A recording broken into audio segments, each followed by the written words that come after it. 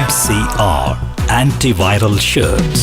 இது ஷர்ட் அல்ல, சயின்ஸ்.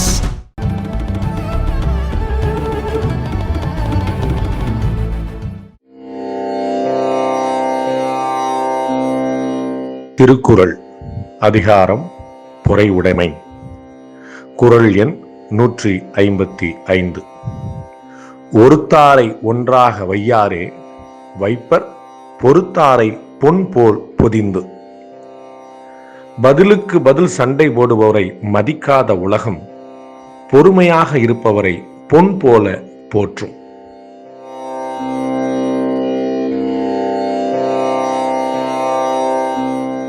வணக்கம் அன்பு நண்பர்களே, மீண்டும் உங்களை சந்திப்பதில் மிகுந்த மகிழ்ச்சி. இன்றைக்கு நாம் சாணக்கியாவுடைய தேர்தல் அறிக்கையை வெளியிட இருக்கிறோம். என்ன உங்கள் காமெடிக்கு ஒரு அளவே இல்லாமல் போயிட்டுருக்குன்னு நீங்கள் யோசிக்கலாம். சாணக்கியா தேர்தல் அறிக்கை விட்டால் சாணக்கியான ஆட்சியை பிடிக்க போதா அப்படின்னு நீங்கள் கேட்கலாம். அப்போ என்ன பாமக ஆட்சியை பிடிக்க போதா, காங்கிரஸ் ஆட்சியை பிடிக்க போதா, பாஜக ஆட்சியை பிடிக்க போதா? இவங்கெல்லாம் தேர்தல் அறிக்கை விடலையா? நம்ம மக்கள் நீதி மையம், அம்மா மக்கள் முன்னேற்ற கழகம், இவங்க நாம் தமிழர் கட்சி எல்லாருமே அறிக்கை விடுறாங்க. அப்போ எல்லாருக்கும் ஒரு நம்பிக்கையில் தானே விடுறாங்க. ஸோ அவங்க ஆட்சியை பிடிக்கிறாங்களா இல்லையா அப்படிங்கிற மேட்டரில் ஒரு நல்ல செய்தியை நாங்கள்லாம் ஆட்சிக்கு வந்தால் செய்வோம் அப்படின்னு சொல்லி சொல்கிறாங்க. அந்த மாதிரி நாம் ஆட்சிக்கெலாம் வரப்போகிறதில்ல, நம்ம அரசியல் இறங்க போகிறதும் இல்லை. தேர்தல் அரசியலில் நம்ம நமக்கெல்லாம் அது ஒத்து வராது. அது நம்ம வெளியில் இருந்தோமா, நம்ம 4 கமெண்ட்டை பண்ணோமா அப்படிங்கிறது வேறு. நம்ம உள்ளே போய் காலை பிடிக்கிறதோ கழுத்தை நினைக்கிறதோ ரெண்டுமே நமக்கு ஒத்து வராத பிஸ்னஸ்ங்கிறது பண்ண போகிறோம். ஆனால் இந்த தேர்தல் அறிக்கைங்கிறது எப்படி பாட்டாளி மக்கள் கட்சி நிழல் பட்ஜெட்டை வெளியிட்டு இருந்ததோ, நம்ம வேளாண்மைக்கான தனி பட்ஜெட்டை வெளியிட்டிருந்தோம், அந்த மாதிரி ஒரு ஆக்கப்பூர்வமான ஒரு விஷயமாக நம்ம ஒரு தேர்தல் அறிக்கை எப்படி இருக்கணும் அப்படின்னு நம்முடைய அபிலாஷைகள் என்ன அப்படின்னு சொல்லிட்டு நம்ம மோட்டோலையை பார்த்து உட்கார்ந்து யோசிச்சதில் நமக்கு தோணக்கூடிய விஷயங்களை நம்ம கொடுத்துருக்குறோம். நிறைய விஷயங்கள் சாத்தியமில்லாததாக இருக்கும் இப்போ இருக்கக்கூடிய அரசியல் கட்சிகளுக்கு. சில விஷயங்கள் அவங்க வாக்குறுதியாக கொடுத்துருக்குறாங்க, அது நிறைவேற்றுறாங்களா அப்படின்னு நம்ம பார்ப்போம். ஸோ இந்த மாதிரி விஷயங்கள் ஒரு உட்டோப்பியன் தாட்டாக நடைமுறைக்கு சாத்தியம் இல்லைங்கிற மாதிரி தோணலாம். ஆனால் ஒரு ஐடியலான நிர்வாகம், ஒரு அரசாங்கம் எதை நோக்கி போகணும் அப்படிங்கிற நம்முடைய அபிலாஷையுடைய வெளிப்பாடு தான் இந்த தேர்தல் அறிக்கை. ஒவ்வொன்றா நம்ம பார்ப்போம். அதை நான் எக்ஸ்பிளைன் பண்ண பார்க்குறேன். முதல்ல மணல் விற்பனை. இந்த மணல் விற்பனைங்கிறது சென்ட்ரலைஸ்டு ஆக்கப்படும், கம்ப்யூட்டரைஸ்டு ஆக்கப்படும். ஒரு பிடி மண் கூட வெளிமாநிலம் போகாது. மணல் இறக்குமதி ஊக்குவிக்கப்படும். இன்றைக்கி இந்த மணல் அப்படிங்கிற வார்த்தையை நீங்கள் சொன்னால் அடுத்த வார்த்தை கொள்ளை அப்படின்னு சினானிம்ஸ் மாதிரி ஆகிப்போச்சு. மணல் கொள்ளை அப்படின்னா தான் வெறும் மணல்லாம் உங்களுக்கு என்ன புரியும்? மணல் கொள்ளை அப்படின்னா ஓகே சொல்லி புரியும். அந்த மாதிரி மணலுங்கிறது அவ்வளோ பெரிய கொள்ளை போகிற ஒரு பெரிய கனிமமாக ஆயிடுச்சு. நம்ம நினைக்கிறோம் கனிம வளம்னா வேறு ஏதோ அப்படின்னு. முதல் கனிமங்கிறது நம்முடைய மணல் தான், மண் தான் அப்படிங்கிறத நம்ம மறந்துடக்கூடாது. அதனால் மணல் விற்பனை முழுக்க சென்ட்ரலைஸ் பண்ணப்படும், கம்ப்யூட்டரைஸ் ஆக்கப்படும். ஒரு பிடி மண்ணோட வெளிமாநிலம் போகாமல் பார்க்கப்படும். மணல் இறக்குமதி ஊக்குவிப்படும். நம்ம இதுக்கு இது ஒரு தீர்வாக நம்ம மலையிலேருந்து நம்ம க்ரெஷர் போட்டு கொண்டு வரலாம் அப்படின்னு சொல்லிட்டு இந்த மாதிரி ஆளுங்க க்ரெஷர் போட்டாலும் சரி, மற்றது போட்டாலும் சரி, என்ன போட்டாலும் சரி, நம்முடைய அது இது மணல் எடுக்கிறீங்களா மலையை பழக்கிறீங்களா அப்படிங்கிறதா கேள்வி. ரெண்டையுமே பண்ணக்கூடாதுங்கிறது தான் நம்முடைய நோக்கமாக இருக்குது. அதுதான் முக்கியமான விஷயம். ஸோ தமிழகத்தில் பொதுத்துறை நிறுவனங்கள் லாபத்தில் இயங்க வைக்கப்படும், தனியார் மயம் ஆக்கப்படாது. அது எப்படிங்கிறதெல்லாம் கிடையாது. நம்ம கட்டாயம் பண்ணுவோம். தனியார் மயம் ஆக்க மாட்டோம், அதில் குழப்பம் இல்லை, ஆக்கக்கூடாது. அதே சமயம் லாபத்தில் இயங்கலை, நட்டத்திலே போயிட்டுருக்குங்கிற நிலைமை ஏற்படாது. நம்ம பார்க்குறோம் தனியார் நிறுவனங்கள், ஒரு போக்குவரத்து கழகம்னு வச்சுக்கோங்களேன். ஒரு போக்குவரத்து கழகம் ப்ரைவேட்டில் இருந்தால் பயங்கர லாபத்தில் விடுது, அரசாங்கத்தில் இருந்தால் டப்பாக டான்ஸ் ஆடுது. அப்போ என்ன கணக்கு? அப்போ நிர்வாகம் சரியில்லைங்கிற பார்க்குறோம். அப்போ யாராவது ஒன்று பிரச்சனை பண்ணால் நம்ம அதிகாரிகள் அங்கே கேட்கணும், இங்கே கேட்கணும், எனக்கு வேண்டப்பட்டவன் சித்தப்பா மாமா தோளாம் தூதான் இப்படியே மாறி போய் மேலேருந்து கீழே வரைக்கும் நிர்வாகத்தை செம்மைப்படுத்த முடியாமல், அந்த சாட்டையை சுழற்ற முடியாமலே போயிட்டுருக்கு. அதிகாரிகள், ஊழியர்கள், போக்குவரத்து, கொள்முதல், அது லாபம், இந்த மாதிரி எல்லாத்துலேயுமே ஏகப்பட்ட குளறுபடி நடக்கிறதுனால ஒரு பெரிய பிரச்சனை. அதை ஸ்ட்ரீம்லைன் பண்ணி சரி பண்ணுறதுக்காக தமிழ்நாட்டில் இருக்கக்கூடிய தமிழக அரசுக்கு சொந்தமான அது ஈபிஆர் இருக்கட்டும், போக்குவரத்து இருக்கட்டும், மற்ற எல்லா நிறுவனங்களாகட்டும், எத்தனை பொதுத்துறை நிறுவனங்கள் இருக்குதோ அத்தனையுமே லாபத்தில் இயங்க வைக்கப்படும், தனியார் மயம் ஆக்கப்படாது. இது நம்முடைய ஒரு ஐடியலான சிந்தனையாக இருக்குது. தமிழகத்தில் இருக்கக்கூடிய மத்திய பொதுத்துறை நிறுவனங்கள் தனியார் மயம் ஆக்கப்பட்டால் அவற்றின் பங்குகளை தமிழக அரசே வாங்கும். பொதுத்துறை நிறுவனங்களும் தனியார் மயமாக ஆக்கப்படக்கூடாது அப்படிங்கிறது நம்முடைய ஐடியல் சித்தாந்தம். ஆனால் நீங்கள்லாம் பண்ணாதீங்க, நாங்கள்லாம் பண்ணாதீங்கன்னு சொன்னாங்கன்னா, இப்போ என்எல்சியோட பங்கு விற்பனையை மத்திய அரசு ஊக்குவித்தது. அப்போ வேண்டான்னு சொல்லி எதிர்த்த தமிழக அரசு மறைந்த முதலமைச்சர் ஜெயலலிதா அவர்கள் இருக்கும்போது அவங்க அந்த ஷேரை வாங்கிக்கிட்டாங்க. இன்றைக்கி என்எல்சி லாபத்தில் இயங்கக்கூடிய ஒரு நிறுவனம். அப்போ அந்த பங்குகள் தமிழக அரசு வாங்கும்போது தமிழக அரசுக்கு அந்த லாபம் ஈவுத்தொகை கிடைக்குது. அவ்வளோதான் ஐடியா. அப்போ முதல்ல நம்ம அரசாங்கம் எல்லாத்தையும் பண்ணிட்டு இருக்கலாமா, நட்டம் தாங்க முடியுமான்னா லாபத்தில் இயங்க வைப்போம். First point. அப்படின்ட்டு. இது மத்திய அரசு நிறுவனங்கள்ப்பா, மத்திய பொதுத்துறை நிறுவனங்கள்ப்பா, நாங்கள் ஒன்று நீங்களாம் தர முடியாது. ஓகே, அந்த பங்கை எங்கள்கிட்ட விற்றுருங்க, நாங்கள் வாங்கிக்கிறேன்னு சொல்லலாம். இதற்கான முன்னுதாரணமாக என்எல்சி வந்து தனியார் மயமாக்கப்பட்ட பங்குகள் விற்கப்பட்ட போது தமிழக அரசு வாங்கினதை கவனத்தில் கொள்ளலாம். அந்த மாதிரி ஒரு முயற்சி பண்ணலாம். அதே மாதிரி ஊரக வேலைவாய்ப்பு திட்டம் போல விவசாய வேலைவாய்ப்பு திட்டம் கொண்டு வரப்படும்.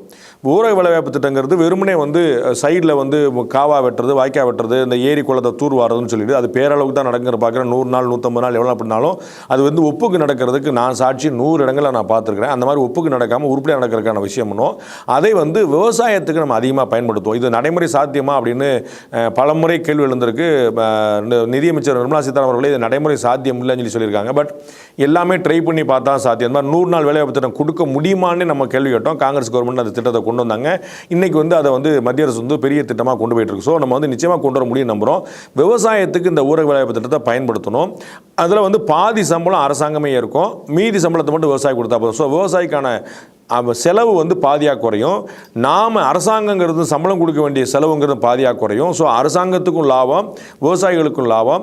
நாற்று நடவு, அறுவடை, தண்ணி பாய்ச்சல் இந்த மாதிரியான விஷயங்களுக்கெல்லாம் வந்து பயன்படுத்துவாங்க. அந்த காலத்துக்கு மட்டும் பயன்படுத்துவாங்க, எல்லா நாளும் கிடையாது. ஸோ ஊரக வேலைவாய்ப்பு திட்டத்தில் அது வந்து விவசாயத்துக்கும் கொண்டு வருது.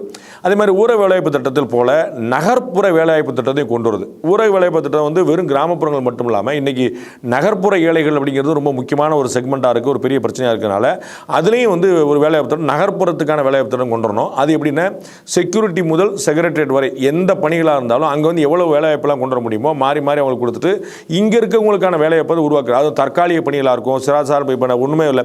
இப்போ ஸ்விக்கி மாதிரியான விஷயங்கள் இருக்குன்னு வச்சுக்கோங்க, ஜொமேட்டோ மாதிரியான விஷயங்கள் இருக்குன்னு வச்சுக்கோங்க. அந்த வேலைக்கெல்லாம் நம்ம வந்து ஆள் எடுக்கலாம், நம்ம அந்த வேலைக்கெல்லாம் ஆள் கொடுக்கலாம், நம்ம அதை ஸ்ட்ரீம்லைன் பண்ணி கொடுக்க முடியும். அதில் நிறைய ஆட்கள் கொடுக்க முடியும். எங்கெங்கெல்லாம் மேன் பவர் தேவைப்படுதோ அங்கெல்லாம் நம்ம கொத்தனார் வேலையிலேருந்து சித்தார் வேலையிலேருந்து 100 இடங்களில் தேவைப்படுது. அங்கெல்லாம் முறைப்படுத்தப்படாமல் இருக்குது. அரசாங்கம் இது ஏன் வேலையெல்லாம் தனியாக போயிடுது, தனியார் வந்து எந்த விதமான வரைமுறை ஃபாலோ பண்ணாமல் போயிட்டுருக்காங்க. அப்போ ரெண்டையும் ஸ்ட்ரீம்லைன் பண்ணுற மாதிரி நகர்ப்புற வேலைவாய்ப்பு திட்டம் அவங்களுக்கு வந்து இத்தனை நாளைக்கு மினிமம் கேரண்டியாக அவங்களுக்கு சொல்லி எங்கள்கிட்ட நீ பதிவு பண்ணால் போதும், நாங்கள் பண்ணுவோம்னு சொல்லிட்டு எங்கெங்கெல்லாம் மேன் பவர் கேட்குறாங்களோ அவங்களுடைய ஸ்கில் செட்டை பார்த்துட்டு அதுக்கேற்ற மாதிரி நம்ம வந்து பிரித்து கொடுத்துருது. அது வந்து நவீன வேலைவாய்ப்பு அலுவலகங்களும் செயல்பட்டு பார்க்குறோம். அப்புறம் மாநில தேசிய நெடுஞ்சாலையில் இருக்கக்கூடிய டோல்கேட்டுகளை வந்து முழுக்க அரசே ஏற்று நடத்தும். இந்த டோல்கேட் வந்து மாநில டோல்கேட்டு, மத்திய அரசு tollgate, state highways, national highways அப்படிங்கிற பிரச்சனை கிடையாது. எல்லா ஹைவேஸில் இருக்கக்கூடிய டோல்கேட்டையும் அரசாங்கமே ஏற்று நடத்தும். இது வந்து தனியாருக்கு கொடுக்கப்படாது. நிலத்தை கையகப்படுத்துறது, ரோடு போடுறது, டோல் வசூல் பண்ணுறது, நிலத்தை அந்த ரோடை பராமரிக்கிறது, இது எல்லாமே கூட்டுறவு சங்கம் மூலமாக செயல்படுத்தப்படும். கூட்டுறவு சங்கங்கள் மூலமாக எப்படி பண்ணுறேன்னா அந்த லேண்டை கொடுத்தவங்க, நிலம் கொடுத்தோர் அவர்களும் பங்குதாரர் ஆவார்கள். ஒரு டோல்கேட்டுக்கு ஒரு பேச்சுக்கு வந்து 50 கிலோமீட்டருக்கு வந்து டோல்கேட் போடுறாங்க, 50 கிலோமீட்டருக்கு டோல் ரோடு போடுறாங்க. அதில் வந்து ஒரு 50 ஏக்கர் கொடுத்துருக்காரு, அவருக்கு ஒரு ஷேரு, 5 ஏக்கர் கொடுத்துருக்காரு, அவருக்கு அதே ரேஷியோவில் இன்னொரு ஷேரு, 1 ஏக்கர் கொடுத்துருக்காரு, 10 சென்ட் கொடுத்துருக்காரு. யார் எவ்வளோ நிலம் கொடுத்துருக்காங்களோ அவர்களுக்கு ஒட்டுமொத்தமாக அரசாங்கத்துக்கு வந்து 50% ஷேரு, மற்ற எல்லாருக்கும் இந்த நிலம் கொடுத்தவங்களுக்கு பூரா 50% ஷேரு. ஸோ வந்து 100% ஷேரில் வந்து போகும். அப்போ வந்து அரசாங்கம் வந்து ஆளை போட்டு வேணும், அவங்களுக்கே வந்து வேலைவாய்ப்பு, அந்த நிலத்தை கொடுத்தவங்களுக்கே வேலைவாய்ப்பு, அந்த பகுதியில் இருக்கவங்களுக்கு வேலைவாய்ப்பு ஃபுல்லாக, அதில் வரக்கூடிய லாபம் ஃபுல்லாக வந்து அரசாங்கத்துக்கு 50%, அந்த ஷேர் ஹோல்டருக்கு எல்லாருக்கும் மாதம் காசு வந்து அக்கௌண்ட்டில் கிடைக்கும். ஸோ நிலம் கொடுக்குறதுக்கு தயங்க மாட்டாங்க. இப்போ பார்த்தீங்கன்னா அந்த 10 வழிச்சாலை 8 வழிச்சாலையில் பூரா எல்லாம் பண்ணிட்டு இருக்காங்கன்னா நான் லேண்டு கொடுக்க மாட்டேன்னு சண்டைக்கு போகிறாங்க. ஏன்னா அவங்களுக்கு வாழ்வாதாரம் போயிடும், எங்களுக்கு விவசாயம் தான் வரும்னு சொல்லிட்டு அவங்க கொடுக்குற 3/4 சென்டாக இருக்கும், 1 சென்டாக இருக்கும், 10 சென்டாக இருக்கும், 1 ஏக்கராக இருக்கும், எவ்வளோ கொடுக்குறாங்களோ அதுக்கேற்ற மாதிரி இந்த இடத்துல இந்த கம்பெனி எல்லாமே பார்த்தீங்கன்னா எல்லா டோல்கேட்டுமே ஒரு தனி கம்பெனியாக தான் ரெஜிஸ்டர் பண்ணுறாங்க. அப்போ அந்த மாதிரி தனி கம்பெனியை ரெஜிஸ்டர் பண்ணி அவங்களுக்கு எல்லாத்தையும் சேர்த்து வச்சுட்டு அரசாங்கம் முதலீடு போட்டு அவங்களையும் உள்ளே சேர்த்து வச்சுட்டு அரசாங்கம் வந்து ரோடு போடும், அவங்க வந்து நிலம் கொடுப்பாங்க, ரெண்டும் சேர்த்து பங்குதார வச்சு ஒரு கூட்டுறவு சங்கம் மாதிரி ஒன்று போட்டு வச்சுட்டு அதன் மூலமாக கொடுக்கறது வந்து ஒரு முக்கியமான ஸ்கீமாக இருக்கும். அது வந்து எல்லாருக்குமா ஒரு இணக்கமான விஷயமா இருக்குன்னு பார்க்குறோம். ஸோ டோல்கேட்டுகளை பூரா அரசாங்கமே ஏற்று நடத்தும், நிலம் கொடுத்தவங்க பூரா அதில் பங்குதாரர்கள் ஆவாங்க. ஆல் டெண்டர்ஸ், எல்லா விதமான ஒப்பந்த புள்ளிகளும் ஆன்லைனில் மட்டும்தான். இப்போ நடக்கிற மாதிரி ஆன்லைன்லாம் கிடையாது. இப்போ வந்து எல்லாமே ஆன்லைன் தான் சொல்லுவாங்க, ஆனால் அந்த மாதிரி ஆன்லைன்லாம் கிடையாது. நம்ம வந்து முழுக்க டிரான்ஸ்பரண்ட்டான வெளிப்படைத்தன்மை கொண்ட டெண்டர்லேருந்து பைசா கட்டுறதுலேருந்து செக்லேருந்து எல்லாமே வந்து கொடுக்கணும், ஆள் எல்லாருக்குமே கொடுக்கணும். முதல்ல வந்து அதில் ப்ரிஃபரன்ஸ் வந்து முதல்ல தமிழ்நாட்டில் இருக்கிறவங்களுக்கு வந்து முதல் ப்ரிஃபரன்ஸ் கொடுக்கும், இங்கே இருக்கக்கூடிய நிறுவனங்களுக்கு. ப்ளஸ் வந்து சின்ன நிறுவனங்களுக்கு முக்கியத்துவம் கொடுக்கப்படும், லோக்கல் நிறுவனங்களுக்கு முக்கியத்துவம் கொடுக்கும். இதற்கப்புறம் இவங்களால் முடியாது அப்படின்னா அப்புறம் இந்திய நிறுவனம் கொடுக்கப்படும். அவங்களால முடியாது அப்படின்னா தான் சர்வதேச நிறுவனங்களுக்கே போகும். அந்த மாதிரி லேயர் பிடிச்சிடணும். ஃபஸ்ட்டு ப்ரிஃபரன்ஸ் இப்போ வந்து ஒரு பேச்சுக்கு 50 கோடி ரூபாய்க்கான ஒரு டெண்டர் இருக்குது அப்படின்னா 50 கோடி ரூபாய் தமிழ்நாட்டுக்காரங்களுக்கு தான் அவைலபிலிட்டி. தமிழ்நாட்டுக்காரங்களில் யாருமே இல்லைன்னா அப்புறம் நேஷனல் டெண்டராக மாற்றுறது, அப்புறம் நேஷனல் லெவலில் யாருமே இல்லைன்னா மட்டும்தான் அவங்களுக்கு வந்து வெளிநாடு சர்வதேசத்துக்கு டெண்டராக மாற்றுறது. அந்த மாதிரி நம்ம வச்சுட்டு முதல்ல நம்ம உள்நாட்டுக்காரங்க உள்மாநிலத்துக்காரங்களுக்கு அப்புறம் இந்தியாக்காரங்களுக்கு அப்புறம் வந்து வெளிநாட்டுக்காரங்களுக்கு நம்ம ப்ரிஃபரன்ஸ் கொடுக்குறோம். அந்த மாதிரி வந்து கம்ப்ளீட்டாக கொண்டு வரது முழுக்க முழுக்க வெளிப்படைத்தன்மையை கொண்டு வரது ஒப்பந்த புள்ளியில். அதில் தான் பாதி ஊழல் முறைகள்லாம் நடக்கும்னு சொல்லி சொல்கிறாங்க. அந்த முறையில் தடுக்கிறதுக்கான ஒரு முக்கியமான விஷயமா இதை கொண்டு வரணும் அப்படிங்கிறது. Single line online portal for all government manufacture products. அரசாங்கம் உற்பத்தி செய்யக்கூடிய ஆவின் பாலிலிருந்து சிமெண்ட் வரைக்கும் டான்சியிலேருந்து எல்லாம் அரசாங்கத்துலேருந்து என்னென்னலாம் உற்பத்தி பொருள் நடக்குதோ என்னெல்லாம் கிடைக்குதோ, அது பழமாக இருக்கட்டும் மீன் விற்பனையாக மாட்டோம் என்னதாக இருக்கட்டும், எல்லாமே அரசாங்கம் எதெல்லாம் பண்ணுதோ அது எல்லாத்துக்குமே ஒரு சிங்கிள் ஆன்லைன் ஒரு போர்ட்டல் ஒரு வெப்சைட் மாதிரி ஒரு ஆப் மாதிரி கொண்டு வரோம். அதில் வந்து ஆர்டர் பண்ணாங்கன்னா எல்லாருக்குமே டோர் டெலிவரி நம்ம வந்து வீடு தேடி வந்து நிற்கும். அரசாங்க பொருட்கள் வந்து முழுமையாக கொண்டு வந்து மக்கள்கிட்ட கொண்டு சேர்க்கறதுக்கான ஒரு திட்டமாக இருக்கும். அதே மாதிரி தமிழகம் முழுக்கவே பாதுகாக்கப்பட்ட வேளாண் மண்டலம் தான். வேளாண் மண்டலங்கிறது ஏதோ டெல்டா மாவட்டம் கிடையாது, தமிழ்நாடு முழுக்க பாதுகாக்கப்பட்ட வேளாண் மண்டலம் தான். இந்த வேளாண் மண்டலம்னா என்ன அப்படின்னு வரையறை செய்யப்படும். அதில் வந்து விவசாயத்துக்கு முக்கியத்துவம் கொடுக்கப்படும். பிரதான தொழிலாக விவசாயம் இருக்கும். பிற தொழில்களும் அங்கீகரிக்கப்படும். பிற தொழில்கள் ஏதாவது விவசாயத்தை பாதிக்குமானால் அதை அறிவுபூர்வமாக ஆராய்ந்து அதன் பிறகு தான் கொடுப்பதா இல்லையாங்கிற முடிவு செய்யப்படும். நம்ம வந்து எந்த தொழிலுமே கூடாதுங்கிறதுல எல்லா தொழிலுமே இருக்கணும். ஒரு சமரீதியான வளர்ச்சிங்கிற வெறும் விவசாயத்தை பற்றி மட்டுமே இல்லை. நம்ம இன்னைக்கு விவசாயம் புறக்கணிக்கப்படுன்னு கவலைப்படுறோம். மாற்றுக்கருத்தையில் புறக்கணிக்கப்படக்கூடாது, உழவே தலை, எந்த சந்தேகம் இல்லை. ஆனால் வெறும் விவசாயம் மட்டும் பார்த்தா சாப்பாடு மட்டும் ரெடி பண்ணி வச்சு பண்ண முடியாது. அதை தாண்டி நிறைய விஷயங்கள் பண்ணணும். நம்ம அந்த மாதிரி எல்லா தொழிலுக்கும் என்னென்ன தேவை இருக்குங்கிற பார்த்துட்டு இடம் பொருள் ஏவல் தெரிஞ்சு பிற தொழில் அனுமதிக்கப்படும். ஒட்டுமொத்த தமிழகமும் வேளாண் மண்டலமாக மாற்றப்படும்.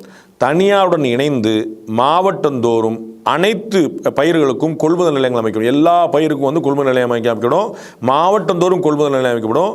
மாவட்டந்தோறும் பயிர் பதன கிடங்குகள் குளிர் சாதன கிடங்குகள் வந்து வைக்கப்படும். இதை வந்து இப்போ இன்னைக்கு ஏடிஎம் ரெண்டு சொல்லியிருக்காங்க. இது மாதிரி தான் நம்ம வந்து முயற்சி பண்ணுறோம். எல்லா பயிர்களும் கொள்முதல் செய்யப்படும். விவசாயியோடைய அத்தனை பயிர்களும் கொள்முதல் செஞ்சிடும். நாம் அரசாங்கம் வந்து ஒரு டிஸ்ட்ரிபியூஷன் ஏஜென்சியாக மாறிடும். நமக்கு வேணா மத்திய அரசுக்கு நம்ம கொடுப்போம், நம்ம வேணா எக்ஸ்போர்ட் பண்ணுவோம், அந்த மாதிரி பண்ணுவோங்கிறது எல்லாமே கொடுப்போம். அரசாங்கம் பண்ணலாம் அல்லது அரசாங்கம் இருக்கக்கூடிய ஒரு பொதுத்துறை நிறுவனமாக வந்து பண்ணலாம். அப்போ முதல்ல வந்து எல்லா நிலமும் கொள்முதல் செய்யறதுக்கு ஆள் இருக்கு, குறைந்தபட்ச ஆதார விலையோட. அது நம்ம மினிமம் கேரண்டியா தனியாரும் கொள்முதல் பண்ணலாம். நமக்கு அரசாங்கம் தனியாருக்கு ஒரு நல்ல ஆரோக்கியமான போட்டி வரட்டும், தனியார் ஜெயிக்கணும், ஒன்றும் தப்பு கிடையாது. அப்போ நமக்கு இந்த கொள்முதல் வந்து எல்லா நம்ம விளைபொருட்கள் எல்லாமே கொள்முதல் செய்யப்பட்டோம்னா விவசாயிகளுக்கு வந்து நிம்மதி இருக்கு. மினிமம் கேரண்டியா நம்ம அப்பா 100 ரூபாய்க்கு வச்சோம்னா 110 ரூபாய் கிடைச்சிருப்பாங்கிற ஒரு நிம்மதி கிடைக்கும். அவங்களுக்கு தனியாருக்கும் அரசாங்கத்துக்கும் போட்டி ஏற்படும். அதனால் பண்ணிவிடுவாங்க. ப்ளஸ் மாவட்டந்தோறும் குளிர்பதன கிடங்குகள் அமைக்கப்படும். அப்படி மாவட்டந்தோறும் குளிர்பதன கிடங்குகள் அமைக்கிறது மூலமாக அவர் விவசாயிகளுக்கு வந்து இன்னைக்கு இல்லைப்பா அப்படின்னா நாளைக்கு நல்ல விலை கிடைக்கிற வரைக்கும் நான் விலை கிடைச்சப்பறம் விற்றுக்கிறேன் அப்படிங்கிற மாதிரி கூட அவங்க வந்து செய்ய முடியும். அதே மாதிரி சிறிய விவசாயிகள் எல்லாத்தையுமே சேர்ந்து கூட்டு விவசாயம் அப்படிங்கிற புதிய திட்டம் உருவாக்கப்படும். இப்போ ஒருத்தர் வந்து நம்ம இந்தியாவில் பார்த்தீங்கன்னா கிட்டத்தட்ட 80% பேர் சிறு மற்றும் குறு விவசாயிகள். சிறு மற்றும் குறு விவசாயிகள்னா 5 ஏக்கருக்கு கீழே நிலம் உள்ளவங்க. அவங்களால 2 ஏக்கர் வச்சிருப்பாங்க, 2.5 ஏக்கர் வச்சிருப்பாங்க, 3/4 ஏக்கர் வச்சிருப்பாங்க, 1 ஏக்கர் வச்சிருப்பாங்க. அப்போ அவங்களால வந்து அவங்களுடைய வீட்டுக்கான தேவையை தவிர வேற எந்த விவசாயமே பண்ண முடியாது, பிரயோஜனப்படாமல் இருக்கும். அப்போ பக்கத்தில் இருக்கக்கூடிய லேண்டுக்காரங்க எல்லாருமே சேர்ந்து ஒரு 50 ஏக்கர் 100 ஏக்கர் மாதிரி எல்லாருமே ஒன்றாக இணைந்து அவரவருக்கான நெல் கொள்முதல், அவரவருக்கான விதை, அவருக்கான பயிர் எல்லாமே ரைட்டு. ஆனால் அவர்கள் ஒரே மாதிரியான பயிர் செஞ்சாங்க, ஒரே நேரத்தில் நடவு பண்ணாங்க, ஒரே நேரத்தில் ஒரே ஆள்கிட்ட விதை கொள்முதல் பண்ணாங்க, ஒரே நேரத்தில் தண்ணி பாய்ச்சினாங்க, ஒரே ஆள்கிட்ட விற்பனை பண்ணாங்க அப்படின்னாங்கன்னா எல்லாமே பயங்கரம் மிச்சமாகும். ஒரே பயிர் போடுறது மூலமாக அவங்க வந்து ஒரு விதை வாங்குறது ஈஸியாக இருக்கும். ஒரே நேரத்தில் நடவு பண்ணுறது மூலமாக ஆள் சுலபமாக கிடைக்கும். ஒரே இடத்துல விதை வந்து கொள்முதல் பண்ணுறது மூலமாக ரொம்ப அடிமாட்டு விலைக்கு நம்ம வாங்கலாம். அதே மாதிரி செலவுகள் எல்லாமே உரம் இந்த மாதிரி பூச்சிகள் எல்லாமே வந்து செலவு வந்து மிச்சமாக, ஏன்னா பல்காக வாங்க போகிறோம், நம்ம அதிகமாக வாங்க போகிறோம் அப்படிங்கிறனால. அதே மாதிரி ஒரே ஆள்கிட்ட நம்ம விற்கிறோம் அப்படின்னு சொல்லி சொன்னால் ஒட்டுமொத்தமாக வந்து ஒரே இடத்துல வந்து வண்டி நிப்பாட்டினாங்கன்னா இங்கே 100 டன் கிடைக்குது அப்படின்னா அவங்களும் வந்து நல்ல விலை கொடுத்து வாங்குவாங்க. ஒவ்வொரு இடமா போய் வண்டி நிப்பாட்டி இட போட்டு வாங்குறதுக்கு ஒரு பருத்தி இருக்குன்னு ஒரு இடத்துல நிப்பாட்டினா சுற்றி வந்து 500 ஏக்கருக்கு பருத்தி தான் போட்டிருக்காங்கன்னா 500 ஏக்கரில் ஒரு இடத்துல போய்ட்டு வாங்கினாங்கன்னா அவங்களுக்கு மிச்சமாகும். அப்போ ஒவ்வொரு லேண்ட்லையும் எவ்வளோ பருத்தி இருக்குதோ அது மாதிரி ரேஷியோவில் நம்ம பங்கு பிரிச்சுக்கிறோம். வருவாய் எல்லாமே வந்து பங்காக பிரிச்சுக்கிற வேண்டியது. அப்போ வந்து எல்லாருக்குமே வந்து ஒரே இடத்துல செலவு மிச்சமாகும், வருமானம் கூடும். மகளிர் சுய உதவி குழுக்கள் வந்து மாவட்டம் வாரியாக பெரும் குழுக்களாக இணைக்கப்படும். அந்த இருக்கிற குழுக்களே சின்ன சின்ன குழுக்கள்லாம் இருக்கிறவங்களெல்லாம் பெரிய பெரிய குழுக்களாக மாற்றுறது, அவங்களெல்லாம் வந்து டீம் மாதிரி கொடுக்குறது, ஏபிசின்னு அப்படியே நெட்வொர்க் வந்து கொண்டு வருது. அதை வச்சுக்கிட்டு பெரிய பெரிய ஸ்கீம்ஸ் எடுக்கிற நம்ம இப்போ வந்து மகளிர் சுயதொழிலுக்குனாலே வந்து வெறும் இட்லி விற்கிறது சாம்பார் விற்கிறங்கிற மாதிரி கொண்டு போயிட்டுருக்கோம். அவங்கள வந்து இந்த டோல்கேட் நிர்வாகம் உட்பட, கலெக்டர் ஆஃபீஸில் வந்து டெத் சர்டிஃபிகேட் பர்த் சர்டிஃபிகேட் கொடுக்குறது உட்பட, அது ஆன்லைன் அட்மினிஸ்ட்ரேஷன் உட்பட, கம்ப்யூட்டர் ஆப்ரேஷன் உட்பட பல விஷயங்களை வந்து அவுட் சோர்ஸ் மூலமாக கொடுத்துட்டு அதை பூரா அவங்களுக்கு வந்து இந்த மாதிரி மகளிர் நிறுவனங்களுக்கு நிறையா கொடுத்துலாம். அந்த மாதிரி எல்லாமே கொடுக்குறோம். ஸோ மாவட்ட நிர்வாகம் சார்பில் வாய்ப்புள்ள அத்தனை அரசு பணி ஒப்பந்தங்கள்லையும் மகளிர் சுயதொழிலுக்கு முன்னுரிமை கொடுக்குறது. இது மாதிரி வந்து மகளிர் சுயதொழிலுக்கு எவ்வளோ தூரம் நம்ம வந்து ஒட்டுமொத்தமாக டெவலப் பண்ண முடியுமோ அந்த மாதிரி. அதே மாதிரி ஆண்களுக்கான சுய உதவி குழுக்கள் கொண்டு வருது. நம்ம வந்து வெறும் மகளிர் சுய உதவி ஒரு டீமாக ஃபார்ம் பண்ணால் எப்பவுமே குரூப்பாக இருந்தால் எப்பவுமே ஜெயிக்க முடியும். அது வந்து ஒன்றுபட்டால் உண்டு வாழ்வுங்கிற நம்முடைய தத்துவம். அப்போ அந்த மாதிரி வந்து ஆண்களுக்கும் அந்த மாதிரி பெண்கள் மாதிரியே ஒற்றுமை வச்சுட்டு வேலை இல்லாத ஆண்களை அப்புறம் அவனை வச்சு அவங்களுக்கு வந்து நான் 1000 ரூபா கொடுக்குறேன், 1500 கொடுக்குறேன், கல்வி கடன் தள்ளுபடி பண்ணுறேன்லாம் சொல்லிட்டு இருக்காம அவர்களுக்கு வந்து வேலை வாய்ப்பும் வருமானத்துக்கான வழியை நம்ம பண்ணுறோம். ஸோ ஆண்களுக்கான ஒரு சுய உதவி குழுக்கள் வந்து அதன் மூலமாக அவர்கள் வந்து ஒன்றாக இருந்து செயல்பட்டு அந்த குழுக்களுக்கு வந்து ஃபார்ம் பண்ணி அதன் மூலமாக அவங்களுக்கு வந்து அரசு பணியை கூட்டு மொத்தமாக கொடுத்து நீங்களே உங்களுக்கு பார்த்துக்கன்னு சொல்லிட்டு நம்ம வந்து ஒரு ஆர்டர் பேஸ் பெர்ஃபார்மன்ஸ் பேஸில் அவங்களுக்கான வருமானத்தை கொடுக்கலாம். Every Indian woman's choice. Indian flower, leggings and jeggings. அதே போல் தமிழகத்தில் நவோதயா பள்ளிகள் கொண்டு வரப்படும். அதில் தமிழ் கட்டாய மொழி பாடமாக இருக்கும். இந்தியாவிலேயே நவோதயா பள்ளிகள் இல்லாத ஒரே மாநிலம் தமிழ்நாடு தான். ஜம்மு காஷ்மீர்லேருந்து அஸ்ஸாம்லேருந்து எல்லா மாநிலங்கள்லையும் இருக்குது, எங்கேயுமே இல்லாமல் இல்லை. அது வந்து உண்டு உறைவிட பள்ளியாக இருக்குது. அங்கே வந்து மிக மிக ஒரு 10 பைசா இல்லாமல் ரொம்ப ரொம்ப குறைவான ஆல்மோஸ்ட் ஃப்ரீ எஜுகேஷனில் இருக்குது. அது வந்து சாப்பாடு ஃப்ரீயாக இருக்குது, தங்குறது ஃப்ரீயாக இருக்குது, இந்தியா முழுக்க ட்ராவல் பண்ணக்கூடிய வாய்ப்பு இருக்குது. தமிழ் பேசக்கூடிய தொப்புள் கொடி வரக்கூடிய புதுச்சேரியில் இருக்குது. அப்போ இந்தியா முழுக்க இருக்கக்கூடிய ஒரு பள்ளி வந்து தமிழகத்தில் மட்டும் தான் இல்லை. என்ன காரணங்களால உங்க எல்லாருக்குமே தெரியும். அதை வந்து நம்ம அந்த மித் அந்த மாய தோற்றத்தை முறியடிச்சு நம்ம வந்து நவோதயா பள்ளியில் கொண்டு வருவோம். அங்கேயுமே தமிழ் வந்து கட்டாயமாக ஒரு பாடமாக இருக்கும். இப்போ எல்லா அரசு பள்ளிகளுக்கும் வந்து எல்லா தனியார் பள்ளியும் தமிழ் கட்டாய பாடமாக இருக்கணும்னு சொல்லிட்டு 8ஆம் கிளாஸ் வரைக்கும் கட்டாயமாக இருக்கணும்னு திமுக சொல்லியிருக்கு. 10ஆம் கிளாஸ் வரைக்கும் கட்டாயமாக இருக்கணும் அதிமுக சொல்லியிருக்கு. அதுபோல் நவோதயா பள்ளியிலும் தமிழ் கட்டாய பாடமாக இருக்கணும். ஒரு பாடத்தை மட்டும் சேர்த்துனா முடிஞ்சு வச்சுக்கிறத. ப்ளஸ் அரசு பள்ளி, மாநகராட்சி பள்ளி, ஆதி திராவிடர் நலப்பள்ளி, பிற்படுத்தப்பட்ட பள்ளின்னு நிறைய பள்ளிகள் வந்து அரசாங்கத்திலேயே வேறு செக்டாக இருக்குது. அந்த பள்ளிகள் எல்லாத்தையுமே ஒருங்கிணைச்சிட்டு அரசாங்க பள்ளிகள் பூரா அரசு பள்ளிகள் மாநகராட்சி பள்ளி மாதிரி தனித்தனியாக இருக்காமல் அரசுடைய பள்ளிக்கூடங்கள் எல்லாமே ஒரே குடையின்கள் கொண்டு வர முடியும், ஒரே அட்மினிஸ்ட்ரேஷன்கள் கொண்டு வர முடியும். அப்போ தான் வந்து இன்னும் பெட்டரான அட்மினிஸ்ட்ரேஷன் கொடுக்கும். தனித்தனியாக இப்போ வந்து இது வந்து ஆதி திராவிடர் நலத்துறையில் வருது, இது வந்து பிற்படுத்தப்பட்ட நலத்துறையில் வருது, இது வந்து மாநகராட்சியில் வருது, இது வந்து அரசாங்கத்துக்கு வருதுன்னு மாறி மாறி பிரிக்கிறனால நான் பார்க்க மாட்டேன், நீ பார்க்க மாட்டேன், எல்லாருக்கும் பாடத்திட்டம் ஒன்று, எல்லாருக்கும் பரீட்சை ஒன்று, எல்லாருக்கும் பாஸ் ஃபெயில் ஒன்று. ஆனால் வந்து நிர்வாகம் மட்டும் வேற ஒரு வச்சிருக்கனால நிறைய குளறுபடி நடக்குது. அந்த குளறுபடி தீர்க்கிறதுக்காக எல்லாமே ஒரே பள்ளியில் கொண்டு வரப்படும். அப்புறம் அத்தனை பள்ளிகளும் கம்ப்யூட்டர் மயமாக்கப்படும். அத்தனை வகுப்புகளும் ஸ்மார்ட் வகுப்புகள் ஆக்கப்படும். இது வந்து அடுத்த ஜென்ரேஷனுக்கு ஒரு அரசாங்க பள்ளிக்கூடத்தை தேடி பிள்ளைகள்லாம் ஓடி வரணும், பெட்ரோல்லாம் ஓடி வரணும். அந்த மாதிரி வந்து எல்லா கிளாஸுமே ஸ்மார்ட் கிளாஸ் தான், எல்லாமே கம்ப்யூட்டர்ஸ் ஆக்க போகிறோம். அதே மாதிரி பள்ளிக்கு பாடப்புத்தகங்களை எடுத்து வர தேவையில்லை, குறிப்பு எடுக்கிறதுக்கு ஒரே ஒரு நோட் போதும். காலைல ஸ்கூலுக்கு போகும்போதே இன்றைக்கி சில கல்லூரி பசங்கள்லாம் போவாங்களா, அந்த மாதிரி இந்த காலைல ஸ்கூலுக்கு கிளம்பும்போதே அவன் வந்து நேரடியாக வந்து ஒரு நோட் எடுத்துகிட்டு வந்தால் போதும். அதுவுமே நம்ம வந்து ஐபாடா பின்னாடி இருக்கலாம். இப்போ வந்து எல்லாருமே +2க்கு +1க்குலாம் கொடுத்துட்ருக்காங்க. ப்ளஸ் வந்து இப்போ வந்து நான் இவ்வளோ 2G டேட்டா 2GB டேட்டா கொடுக்க போகிறேன்னு சொல்லியிருக்காங்க. அவங்களுக்கு வந்து கை கணினி கொடுக்க போகிறேன்னு சொல்லியிருக்காங்க அதிமுக. அந்த மாதிரி நம்ம வந்து நிறைய அட்வான்ஸாக கொடுக்க போனால பசங்க வந்து ஒரு நோட் பேடு அல்லது ஒரு நோட் புக் இதில் ரெண்டில் அவனை எடுத்துகிட்டு வந்தால் போதும். அவங்க வந்து பள்ளிக்கூடத்துலேயே எல்லா புத்தகமும் இருக்கும். பள்ளி கல்லூரி மாணவர்களுக்கு சீருடை கிடையாது, யாருக்குமே யூனிஃபார்ம் கிடையாது. மாதத்துக்கு வந்து 10,000 ரூபாய்க்கு குறைவாக குடும்ப வருமானம், 10,000 ரூபாய்க்கு குறைவாக குடும்ப வருமானம் கொண்ட குழந்தைகளுக்கு மட்டும்தான் உடை, செருப்பு, நோட்டு, புத்தகம் என அத்தனையுமே அரசாங்கமே இருக்கும். எல்லாமே ஃப்ரீ. அவங்களுக்கு வந்து உண்மையிலே ஏழையாக இருக்கிறாங்க, குடும்ப வருமானம் 10,000 ரூபாய்க்கு கீழே தான் இருக்குது அப்படின்னா அவங்களுக்கு எதுவுமே கிடையாது. ஃபீஸு கிடையாது, புக்குக்கானது கொடுக்கணும், செருப்பு, சாப்பாடு, எல்லாமே கம்ப்ளீட்டாக ஃப்ரீ. எதுவுமே 10 பைசா படிப்புக்காக அவங்க செலவழிக்கும். 10 பைசா செலவழிக்க வேண்டியது இருக்காது. அரசு பள்ளி வளர்ச்சிக்கு முழுமையான முன்னுரிமை கொடுக்கப்படும்.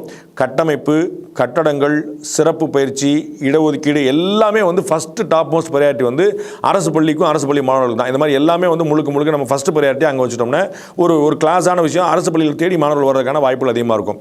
திருவள்ளூர், திருவாரூர், திருப்பூர், திருமங்கலம், திருநெல்வேலி எல்லாமே திருவாரூர் பார்க்க சும்மா பக்கத்தில் செகண்ட் தேர்டில் இருக்கா பார்த்தது அப்படி. ஏன்னா தமிழகத்தோட 5 பகுதிகளில் விளையாட்டு பல்கலைக்கழகம் அமைக்கணும். அது வந்து விளையாட்டுக்கான முக்கியத்துவம் இந்தியாவில் தமிழ்நாட்டில் குறைஞ்சிக்கிட்டே இருக்குது. நம்ம வந்து எந்த சர்வதேச விருதுகளையும் நம்ம வாங்க முடியாமல் இப்போ ஒலிம்பிக் மாதிரியான ஏசியன் கேம்ஸ் மாதிரியான விஷயங்கள்லாம் வந்து ஒன்றும் பதக்கம் வாங்க முடியாமல் இருக்கிறோம். அப்போ தமிழ்நாட்டில் 5 இடங்களில் விளையாட்டுக்காகவே தனியாக பல்கலைக்கழகங்கள் துவக்கிறது. அப்புறம் அரசு பள்ளி மற்றும் கல்லூரி மற்றும் அலுவலக கட்டடங்கள், திருமணம், சடங்கு, சமுதாய நிகழ்ச்சிகள், ஆலோசனை கூட்டங்களுக்கு தற்காலிக வாடகைக்கு விடப்படும். அரசியல் தவிர கவர்மெண்ட் பில்டிங் சாயந்தரம் 5 மணிக்கு மேலே பிரயோஜனப்படாமல் இருக்குது. பள்ளிக்கூடங்கள், கல்லூரிகள், இந்த கட்டடங்கள்லாம் நம்ம பெரிய அளவில் இன்ஃப்ராஸ்ட்ரக்சர் ரெடி பண்ணுறோம், அதோட கிரவுண்ட்லாம் பெருசாக பண்ணோம், ஆனால் எதுவுமே பிரயோஜனப்படாமல் இருக்குது. அதனால் வந்து சமுதாய நிகழ்ச்சிகளுக்கு திருமணம் மாதிரி, காது குத்து மாதிரி, பொதுமக்கள் கூடுற மாதிரி, அவங்களுடைய சமூக கூடங்களுக்கான விஷயங்கள் மாதிரி அவங்களுக்கு வந்து வாடகை கொடுக்குறது. அதோடைய மெயின்டெனன்ஸ் பூரா அவங்க தான் பொறுப்பேற்கணும். உள்ளே வந்து ஒரு குண்டு கூட எக்ஸ்ட்ரா கீழே வந்து கூடாது, எல்லாத்தையும் க்ளீன் பண்ணி கொடுக்கணும். அவங்களுக்கு ஒரு ரொம்ப லீஸ்ட் ப்ரைஸ் வாங்கிட்டோன்னே இன்னைக்கு கல்யாண மண்டபங்கிறது எவ்வளோ டாப் மோஸ்ட் பிஸ்னஸ்ன்னு நமக்கு தெரியும். அப்போ அந்த மாதிரியான இல்லாமல் சாதாரண விஷயங்களுக்கு நல்ல விஷயங்கள் கொடுத்தோம். அரசியல் மேடைகள் தவிர, இப்போ பொதுக்கூட்டங்கள் தவிர, அரசியல் கட்சிகளுடைய பிரச்சார கூட்டங்கள் தவிர மற்ற விஷயங்கள்லாம் கொடுத்தோம் அப்படின்னா அது வந்து அரசாங்கத்துக்கும் அந்த சம்பந்தப்பட்ட பள்ளிகளுக்கும் பள்ளிக்கல்வித்துறைக்கும் அரசாங்க கட்டடங்களுக்கும் ஒரு பெரிய வருவாய்க்கான ஒரு ஏற்பாடாக இருக்கும். அது வந்து ஒரு லாபகரமான விஷயமாக அதை மாற்ற முடியும். அரசியல்வாதிகள் மீதான வழக்குகள் சிறப்பு நீதிமன்றத்தில் விசாரிக்கப்படும். ஓராண்டுக்குள் தீர்ப்பு. தேர்தல் வழக்குகளும் அதே வளையத்தில் கொண்டு வரப்படும். இப்போ பார்த்தீங்கன்னா ராதாபுரம் தொகுதியில் திரு அப்பாவு வந்து ஜெயிச்சாரா தோத்தாரான்னு 2016 போட்ட கேஸ் இன்னும் ஓடிட்டு இருக்கு. இன்னைக்கு முன்னாடி ஜெயிச்சாரு தோத்தாருன்னு இவருடைய ஓட்டு தான் இவர் தான் சாதமாக இருக்குன்றாங்க இல்லைன்றாங்க மாற்றி வந்து விசாரணை சுப்ரீம் கோர்ட் வரைக்கும் போய் பஞ்சாயத்து நிற்குது. அப்போ அவருடைய வழக்கில் அவருக்கு வந்து ஒருவேளை சாதமாக நாளைக்கு தீர்ப்பு வந்துச்சுன்னா அவருக்கு ஒரு பெரிய அநீதி அளிக்கப்பட்டா இருக்கும். அவர் தான் ஜெயிச்சிருக்கார் உண்மையிலே, ஆனால் அவர் 5 வருஷம் முன்னாடி அவர் தோத்துட்டாருன்னு சொல்லி சொல்லிட்டாங்க. அதனால் 5 வருஷமாக ஒரு அதிகாரிகளுடைய தவறான நோக்கத்தின் காரணமாக அவர் வந்து கடைசி வரைக்கும் அவர் எம்எல்ஏ ஆக முடியாமல் போயிடுச்சு. அவருடைய உழைப்பு எல்லாமே போயிடுச்சுங்கிற பார்க்குறோம். அப்போ அந்த மாதிரிலாம் இல்லாமல் அரசியல்வாதிகள் மீதான எல்லா வழக்குகளும் ஒரே கோர்ட்டு கொண்டு வரப்போம். அந்தந்த ஊரில் அது எல்லா வழக்குகளும் அங்கேயே விசாரிக்கிறது. அதுவுமே எல்லாமே ஓராண்டுக்குள் தீர்ப்பு வழக்கு டெட்லைன் ஃபிக்ஸ் பண்ணி தான் கொண்டு வரோம். இந்த தேர்தல் வழக்குகள் உட்பட எல்லாமே அங்கே கொண்டு வரும். அந்த மாதிரியான ஒரு முயற்சி இருந்தால் நல்லா இருக்குங்கிற நம்முடைய கணக்கு.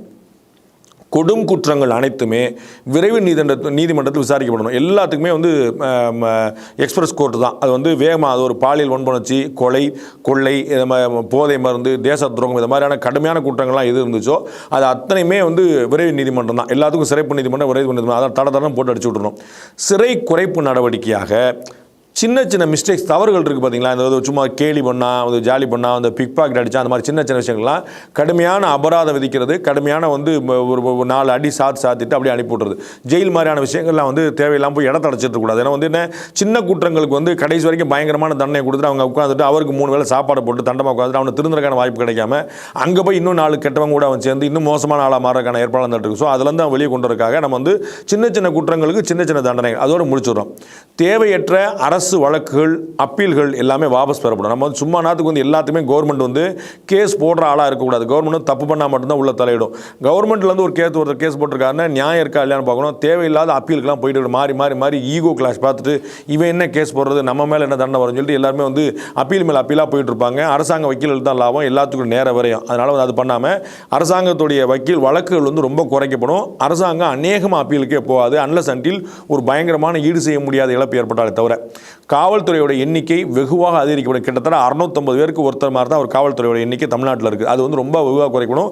உடனடியாக அது வந்து 400லேருந்து 500 பேருக்குள்ள ஒரு காவல் அதிகாரி ஒரு அலுவலர் காவல் அலுவலர் மாதிரி கொண்டு வந்து அதோடைய எண்ணிக்கை காவல்துறை எண்ணிக்கை பயங்கரமாக அதிகரிக்கணும். அது வந்து இளைஞர்களுக்கு ஒரு பெரிய வேலைவாய்ப்பாக மாறும். அதே மாதிரி காவல்துறையினருக்கு வந்து வார விடுப்பு, 12 மணி நேர வேலை, ஒரு பொறுப்புக்கு 2 அதிகாரி அப்படிங்கிற அளவுக்கு வந்து அந்த எண்ணிக்கை வந்து அதிகரிக்கணும். அந்த மாதிரி கொண்டு வரணும். ஸ்ரீ செல்வகார்த்தி ஆயில் மில்லின் ஸ்ரீ கார்கனி சுத்தமான மரச்செக்கு எண்ணெய்கள், தரமான கடல் எண்ணெய், தேங்காய் எண்ணெய், நல்லெண்ணெய் மற்றும் விளக்கெண்ணெய் வாங்கிட எங்களை தொடர்பு கொள்ளுங்கள். அப்புறம் என்சிசி, ஸ்கவுட்டு, என்எஸ்எஸ் இது மாதிரி இதில் இருக்கவங்களுக்கு எல்லாருக்குமே யூனிஃபார்ம் சர்வீஸில் டாப் மோஸ்ட் ப்ரையாரிட்டி கொடுக்கணும். என்சிசியில் இருந்தியா, ஸ்கவுட்டில் இருந்தியா, என்எஸ்எஸ் இருந்தியா, நீ காவல்துறைக்கு வரலாம், நீ வந்து தீயணைப்பு துறைக்கு வரலாம், நீ ராணுவத்துக்கு வரலாம், துணை ராணுவ படைக்கு வரலாம், சிறைத்துறைக்கு வரலாம் அப்படின்னு எல்லா யூனிஃபார்ம் சர்வீஸ்லையும் நீங்கள் அதில் இருந்தால் ஃபஸ்ட் அண்ட் ஃபார்மோஸ்ட் ப்ரையாரிட்டி அப்படின்னு கொண்டு வரணும். அப்புறம் வந்து உண்மையான ஏழைகளுக்கு, அதாவது குடும்ப வருமானம் கிராமத்தில் 15,000, நகரத்தில் 25,000, இது கீழே இருப்பவங்களுக்கு மட்டும்தான் ரேஷன் கார்டு. இது வந்து அவங்களுக்கு தான் ரேஷன். டவுனில் வந்து 25,000, கிராமத்தில் வந்து 15,000. குடும்ப வருமானம், தனிநபர் வருமானம் இல்லை. நான் ஒரு 15,000, என் தம்பி ஒரு 15,000, 30,000 கணக்காயிரும். அந்த மாதிரி விஷயம் அப்படி பண்ணக்கூடாது. அவங்களுக்கு மட்டும்தான் ரேஷன் கார்டு, ரேஷன் பொருட்கள். அவர்களுக்கு எல்லாமே ஃப்ரீ, எதுவுமே காசு கிடையாது. அவங்களுக்கு அரிசி பருப்பு ரேஷன் கடையில் என்னெல்லாம் கொடுக்க முடியுமோ அத்தனையுமே ஃப்ரீயாக கொடுத்துறோம். ஆனால் என்ன பண்ணுறோம், உண்மையான ஏழைகளுக்கு மட்டும்தான் கொடுக்குறோம். அப்படி தான் சரி. நம்ம வந்து பணக்காரர்களுக்கு கொடுக்கறனால தான் எல்லா காடையும் சக்கரை காடை பூரா அரிசி காடை மாற்றி இந்த காடை மாற்றி ஆளாளுக்கு நம்ம கொடுக்கறனால தான் நிறைய பேர் கொடுக்க முடியல. அது வந்து இந்த கசிவுன்னு சொல்லி சொல்லுவாங்க, லீக்கேஜ் சொல்லுவாங்களா, அந்த மாதிரி நிறையா போய் நிறைய பிரச்சனை மாட்டோம். அதனால் வந்துச்சுனோம் புவர் ஏழைகள் மட்டும்தான் கொடுக்குறோம். அவங்களுக்கு எல்லாத்தையுமே ஃப்ரீயாக கொடுத்துறோம். ஒன்று அவங்க ரேஷன் கடையில் போய் அவங்களுக்கு எந்த விதமான வாழ்க்கையில் எந்த தேவையும் கிடையாது. அவங்க போக வேண்டியது சட்டமாக வாங்கிட்டு வர வேண்டியது வீட்டுக்கு கொண்டு வர, அவ்வளோதான். அப்புறம் எல்லா கட்டடங்களும் இன்க்ளூடிங் ரெசிடென்சியல் மோர் தென் ஒரு 100 ஸ்கொயர் ஃபீட்டுக்கு 300 ஸ்கொயர் ஃபீட் வச்சுக்கோங்க, 300 ஸ்கொயர் ஃபீட்டுக்கு மேலே இருக்குதா, எல்லா மொட்டை மாடிலையும் கட்டாயமாக சோலார் பேனல் வைக்கணும். கவர்மெண்டோட சப்சிடி அவங்களுக்கு கொடுக்கும். கிட்டத்தட்ட ஒரு 15-25% வந்து பவர் சேவிங் நடக்கும் நமக்கு வந்து. அதனால் ஈபிக்கான எக்ஸ்பெண்டிச்சர் கம்மியாகும், மின் உற்பத்தி வந்து தேவை குறையும். அதனால் 300 ஸ்கொயர் ஃபீட்டுக்கு மேலே ஒரு மொட்டை மாடி வச்சிருக்கியா, நீ வந்து கட்டாயமாக சோலார் பேனல் போடணும். நம்மளுக்கு அரசாங்கமே வந்து அந்த இடத்துல அந்த சோலார் பேனல் போடுறதுக்கான ஒரு மானியத்தை கொடுத்துருவோம். அவங்களுக்கு வந்து ஈபி மிச்சமாகும், அரசாங்கத்துக்கு மின் உற்பத்தி ரொம்ப மிச்சமாகும். அரசுடைய விளம்பரங்களில் எந்த அரசியல்வாதி படமும் வராது. அது வந்து ஜனாதிபதி உள்பட அவர் ஒரு காலத்தில் அரசியல்வாதியாக இருந்தவர் தான். அப்படிங்கிறனால ஜனாதிபதியிலேருந்து பிரதமர் யாருடைய அரசாங்கத்துடைய முத்திரை சின்னங்கள் தான். ஒரு தமிழ்நாடு கவர்மெண்ட்டாக தமிழ்நாட்டோட எம்பளம் வரும், இந்தியன் கவர்மெண்ட்டாக 3 சிங்கம் வரும், அவ்வளோதான். வேறு யாருடைய வராது. நான் என்னுடைய படம், உங்கள் படம், அவர் படம், இவர் முதலமைச்சர், இவர் துணை முதலமைச்சர், அவர் முன்னாள் முதலமைச்சர், இந்நாள் முதலமைச்சர், அவர் எங்களுடைய கட்சியோட தலைவர், அவர் வந்து இந்த நாட்டுக்கே தலைவர் அப்படின்னு யார் அரசியல்வாதி படமே கிடையாது. இது மக்களுடைய பணம், மக்களுடைய படம், அவ்வளோதான். அதனால் வந்து அந்த எம்பளம் மட்டும்தான் வரும், வேறு எதுவுமே வராது. தனியாருக்கு நிகரான அரசு மருத்துவம், அரசு மருத்துவமனைகளில் பூரா வந்து எப்படி கவர்மெண்ட் ஸ்கூலில் வந்து ஒரு பெரிய மேக் ஓவர் பண்ணுறோமோ அது மாதிரி வந்து அரசாங்கத்துடைய மருத்துவமனையில் பயங்கரமாக பண்ணோம். வந்து முக்கிய டாப் மோஸ்ட் ப்ரையாரிட்டி வந்து கிளீனினஸ். அதுதான் வந்து முதல்ல சுத்தம் இல்லாத ஒரு பெரிய பிரச்சனை. நம்ம பார்க்குறோம் கீழ்ப்பாக்கம் அரசு மருத்துவமனையாக இருக்கட்டும், எக்மோர் குழந்தைகள் மருத்துவமனையாக இருக்கட்டும், இது மாதிரி பல மருத்துவ, நம்ம ஓமுந்துரார் மருத்துவமனை, இது மாதிரி பல மருத்துவமனைகள், அரசாங்க மருத்துவமனைகள் வந்து எந்த தனியார் மருத்துவமனையை விட ரொம்ப பிரமாதமான ட்ரீட்மெண்ட் வச்சுருக்காங்க, ரொம்ப கிளாஸான ட்ரீட்மெண்ட் பண்ணுறாங்க. ஆனால் என்னென்ன, அங்கே போனால் சுத்தம் இருக்காது, பக்கத்துலேயே துப்பிடுவாங்க, மூஞ்சிலேயே துப்பிடுவாங்க, அந்த பக்கம் சாப்பாடு ஓடும், இந்த பக்கம் ஓடும், இந்த பக்கம் வந்து பெருச்சாலை ஓடுங்கிற மாதிரியான விஷயங்கள் இருக்கனால எல்லாருக்கும் ஒரு பெரிய அச்சம் இருக்குது. ஸோ தனியார் மருத்துவமனைகளுக்கு இணையாக அரசு மருத்துவமனைகளில் தரம் உயர்த்தப்படும். சுகாதாரம் வந்து ரொம்ப முக்கியமான விஷயமாக பார்க்கப்படும். அங்கே வந்து கிளீன்லெஸ் தான் ரொம்ப சுத்தமாக இருக்கும். நம்ம அது கொண்டு போகிறோம். அப்புறம் 70 வயதுக்கு மேற்பட்டவர்களுக்கும் 5 வயதுக்கு கீழே உள்ளவர்களுக்கும் ஆண் பெண் வித்தியாசம் இல்லாமல் எல்லா சிகிச்சையும் இலவசம். எல்லா சிகிச்சையும் அரசு மருத்துவமனையில் மட்டும் இல்லை, தனியார் மருத்துவமனையில் இலவசம். அந்த மாதிரி என்ன, குழந்தைகளும் முதியோர்களும் தான் நம்முடைய செல்வங்கள் அப்படிங்கிறனால கொடுக்க போகிறோம். அப்புறம் எல்லா விதமான அரசு மற்றும் பொதுத்துறை மற்றும் தனியார் ஊழியர்கள், வேலை பார்ப்பவர்கள் அத்தனை பேருமே 100 பேருக்கு மேலே ஒரு கம்பெனியில் இருந்தாங்கன்னா அது அரசாங்கமாக இருந்தாலும் தனியாக, அவங்களுக்கு எல்லாருமே 3 இன்சூரன்ஸ் கட்டாயமாக போட்டே ஆகணும். அது வந்து அந்த நிறுவனமே அவங்களுக்கான சேலரி வந்து டிடக்ட் பண்ணிடணும். ஒன்று லைஃப் இன்சூரன்ஸு, இன்னொன்று ஆக்சிடென்ட்டுக்கான இன்சூரன்ஸு, இன்னொன்று மெடிக்ளைமுக்கான. இந்த 3மே பாலிசியை வந்து அரசாங்கமே போட்டணும் அல்லது சம்மந்தப்பட்ட நிறுவனங்களே போட்டணும். மாதத்துக்கு 10 ரூபா ஒரு ஆளுக்கு பிடிச்சா போதும். ஸோ அது வந்து மேண்டேட் ஆகிக்கணும். நம்ம வந்து அவங்களா பண்ணுவாங்க பண்ண மாட்டாங்களா காத்திருக்கிறாம நம்ம வந்து அரசாங்கமே பண்ணிடணும். 234 தொகுதியிலையும் 234 இந்திய மருத்துவமனை உருவாக்கப்படும். அந்த இடத்துல வந்து ஆயுர்வேதா, சித்தா, ஹோமியோ, இந்த மாதிரி இயற்கை மருத்துவ முறையில் சிகிச்சை அளிக்கிறாங்க ஏற்பாடு பண்ணோம். எப்படி நம்ம வந்து இந்தியன் மெடிசனுக்கான ஒரு பெரிய தேவை இருக்குது, அதில் வந்து ஒரு நல்ல விஷயம் இருக்குங்கிற ஊரே பார்த்துருக்கோம். சென்ட்ரல் கவர்மெண்ட் ஆயுஷ் அப்படின்னு ஒரு மினிஸ்ட்ரி கொண்டு வந்துருக்குது. அதை எல்லா தொகுதியும் கனெக்ட் பண்ணி 234 தொகுதிக்கும் கொண்டு வந்து 234 தொகுதியிலுமே எல்லா விதமான சிகிச்சையும் கொடுக்கப்படுங்கிற மாதிரி. யாருக்கு என்ன வேணுமோ, நீங்கள் வந்து யுனானி வேணுமா போய்க்கோங்க, நீங்கள் இங்கிலீஷ் வேணுமா போய்க்கோங்க, நீங்கள் வந்து இந்தியன் மெடிசன் வேணுமா போய்க்கோங்கன்னு சாய்ஸ் வந்து மக்களுக்கு கொடுத்துரும். அப்புறம் மாநிலம் முழுக்க நகரம் மற்றும் ஒன்றியங்களில் எல்லா நகரத்துலேயும் எல்லா ஒன்றியத்துலேயும் நூலகங்கள் திறக்கப்படும். இருக்கக்கூடிய நூலகங்கள் எல்லாமே டிஜிட்டல் ஆக்கப்படும். எல்லா இடத்துல லைப்ரரி நம்ம வந்து பார்க்குறப்ப வந்து டாஸ்மாக் இல்லாத ஊர் இல்லை அப்படிங்கிற மாதிரி போயிடுச்சு. அதனால் வந்து அப்படி இல்லாமல் நூலகம் இல்லாத ஊர் இல்லை அப்படிங்கிற மாதிரி கொண்டு வரணும். எல்லா இடத்தையும் நூலகம் கொண்டு லைப்ரரி கொண்டு வருது. எல்லா நூலகத்துலையும் குறைந்தபட்சம் 5 கம்ப்யூட்டராக வைக்கப்படும். அதில் அத்தனையுமே ப்ரௌசிங் சென்டர் போல் ஃப்ரீ தான். அந்த 5 கம்ப்யூட்டருமே அவங்க வந்து ரவுண்டு கிளாக் வந்து அங்கே ஃப்ரீ தான். எப்போனாலும் வந்துக்கலாம், எப்போனாலும் அக்சஸ் பண்ணிக்கலாம், அவங்க கம்ப்யூட்டர் அக்சஸ் பண்ணிக்கலாம், எந்த விதமான பிரச்சனையும் இருக்காது. மானிட்டர் பண்ணுவோம். நம்ம வந்து எந்த தப்பான வெப்சைட்டுக்கெலாம் போகக்கூடாங்கிறக்கான பிளாக் நம்ம பண்ணி வச்சோம். அது ஒன்றும் குழப்பம் இருக்காது. அப்புறம் ஆக்கிரமிக்கப்பட்ட கோவில் நிலங்கள் வந்து முழுமையாக மீட்கப்படும். 1 சென்ட் நிலம் கூட கோயில் நிலத்தை வந்து வேறு யாருமே வச்சிருக்க முடியாது.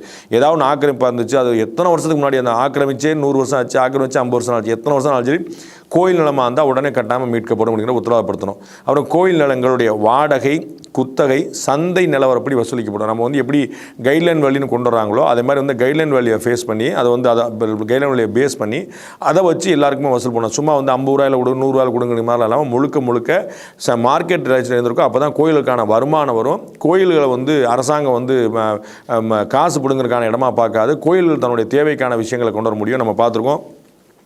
இங்கே கள்ளக்குறிச்சி பக்கத்தில் வந்து அர்த்தநாரீஸ்வரர் கோயிலில் வந்து கிட்டத்தட்ட 60-70 ஏக்கர் நிலம் இருக்குது. ஆனால் வந்து ஒருவேளை விளக்கேற்றுறக்கு வழி இல்லை. அங்கே அர்த்தநாரீஸ்வரர் கருவறையிலே இருக்க முடியல, அவங்க தூக்கி போயிட்டாங்க. அந்த மாதிரி கொண்டு போயிட்டு இருக்காங்க.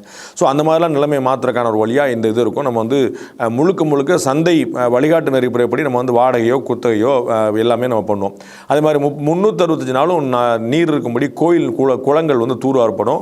நீர் வழித்தடம் மேம்படுத்தப்படும். கோயில் குளங்கள் வந்து வச்சது வெறும்னா வந்து சாமிக்க பூஜைக்காக மட்டும் இல்லை, அது வந்து ஊருக்காகவும் பொதுக்காக கூட தான் வச்சாங்க. அப்போ 365 டேஸ் அங்கே தண்ணி இருக்கிற மாதிரி அங்கே ஏற்பாடு பண்ண போகிறோம். அங்கே குளத்துக்கான வரக்கூடிய வழியில் வந்து எங்கெல்லாம் கால்வாயில் அடைச்சிருக்கோ அதெல்லாம் சீர் பண்ணப்படும். அதே மாதிரி கோவில் பூஜையுடைய நடைமுறையில், வழிபாட்டு நடைமுறையில் அறநிலையத்துறை தலையீடு வந்து தடுக்கப்படும். அறநிலையத்துறைக்கு வந்து அட்மினிஸ்ட்ரேஷன் மட்டும்தான், நிர்வாகம் மட்டும்தான், வரவு செலவு பார்க்குறது மட்டும்தான் அவங்களுடைய வேலை. அதை தாண்டி அவங்க வந்து வேறு எதுவும் பார்க்காம அது வந்து கவனமாக வந்து கோயிலுடைய அட்மினிஸ்ட்ரேஷனில் தாண்டி அவர்கள் வந்து வழிபாட்டு அட்மினிஸ்ட்ரேஷன் எதுவுமே பண்ணாமல் தடுக்கப்படும். அப்புறம் கோவிலுடைய வரவு செலவு எல்லாமே வெளிப்படைத்தன்மை ஆக்கப்படணும். அது வந்து ஒரு டிரான்ஸ்பரன்சி இருக்கணும். எல்லா கோயில்களிலுமே எக்ஸ்டர்னல் ஆடிட் வந்து மேற்கொள்ளப்படணும். அது வந்து வெளியிலேருந்து ஒரு ஆடிட்டர் வந்து அது வந்து எந்த முறைப்படி அவங்க பண்ணியிருக்காங்களா இல்லையாங்கிறத ஆடிட் பண்ணி செய்யணும். எவ்ரி இயர் வந்து ஆடிட் நடக்கணும். எல்லா கோயிலுக்கும் தனித்தனியாக ஆடிட் நடக்கணும். கட்டண தரிசன முறை வந்து முற்றிலும் ரத்து செய்யப்படணும். அங்கே வந்து எல்லாத்துக்குமே ஒரு காமனான விஷயம் தான். அதில் வந்து இவருக்கு வந்து 500 இங்கே 100, இங்கே 50 சமாச்சாரமே கிடையாது. அப்புறம் all public sector will be privatise if not profit in years. நம்ம வந்து முதல்ல நம்ம எடுத்தோன்னு என்ன சொன்னோம் அப்படின்னா, நம்ம வந்து தனியார் நிறுவனமே ஆக்கப்படாது அப்படின்னு சொல்லி சொன்னோம். எல்லா பொது நிறுவனங்களும் அரசாங்கத்தே தான் இருக்கும், அது லாபமாக்கப்படும் சொல்லி சொன்னோம். அதில் தான் ஒரு அக்கறை நம்ம வைக்க போகிறோம். எப்படி வைக்க போகிறோன்னா, அந்த 3 வருஷம் நம்ம கெடு கொடுப்போம். 3 வருஷத்துக்குள்ளே இதை வந்து பாசிட்டிவாக லாபத்தை நோக்கி வண்டி நடப்படணும். அப்படி நடப்படலைன்னா 3ஆவது வருஷம் நான் விற்றுட்டு போயிடுவேன், 100% விற்றுட்டு போயிடுவேன்னு சொல்லி சொல்லிடணும். அப்போ ரொம்ப கவனமாக அந்த ஊழியர்கள் எல்லாருமே நம்ம அரசாங்கத்து வேலையில் இருக்கணும், பொதுத்துறை வேலையில் இருக்கணும்னு அங்கே மேலே இருக்கக்கூடிய மேனேஜர், ஜென்ரல் மேனேஜர், IAS ஆஃபீஸர்லேருந்து ஆரம்பித்து கீழே இருக்க ஊழியர்களுக்கும் எல்லாருமே ஒரு ஒருங்கிணைப்போடு வேலை வைப்பாங்க. இதெல்லாம் வந்து நாம் ஆட்சிக்கு வந்தால் செய்ய போகிறதில்ல, நம்ம ஆட்சிக்கு வர போகிறதும் இல்லை, அதில் குழப்பம். இது வந்து ஆட்சிக்கு வரக்கூடிய கட்சிகள் செய்யக்கூடிய விஷயமா இருக்கும். நமக்கு இதில் வந்து ஓட்டு நோக்கம் இல்லை, ஜாதி நோக்கம் இல்லை, மதம் நோக்கம் இல்லை, கட்சி நோக்கம் இல்லை. நமக்கு நோக்கம் நல்ல நிர்வாகம், அரசாங்கம் மக்களுக்கான நல்ல விஷயத்தை செய்யணுங்கிறது. இது வந்து நம்முடைய சஜஷனாக போடுறோம். மக்கள் இது வந்து அரசாங்கத்துடைய கவனத்துக்கு கொண்டு போய் அரசாங்கம் இது வந்து செய்யக்கூடிய இடத்துக்கு வந்துச்சுன்னா தட் வில் பி கிரேட். நம்மளுக்கு வேறு எந்த விதமான நோக்கம் கிடையாது. தேர்தல் அறிக்கைங்கிறது வெறுமனே வந்து இலவசங்களுக்கான இடமா மட்டும் போயிடாமல் அது வந்து நல்ல உருப்படியான விஷயங்களுக்காக இடமா இருக்கணும் அப்படிங்கிறதுக்கான ஒரு சின்ன முயற்சி தான் இந்த சாணக்கியாவுடைய தேர்தல் அறிக்கை. மீண்டும் இன்னொரு நிகழ்ச்சி சந்திப்போம். அதுவரை நன்றி, வணக்கம். நகையெல்லாம் வேற எங்கேயும் அடகு வச்சிருக்கீங்களா? டோன்ட் வரி, ஆட்டிகா கோல்ட் கம்பெனிக்கு வாங்க. உங்க நகையை மீட்டு பெஸ்ட் ரேட்க்கு வாங்கி டிஃபரன்ஸை மட்டும் கொடுத்துருவாங்க. Attica Gold Company.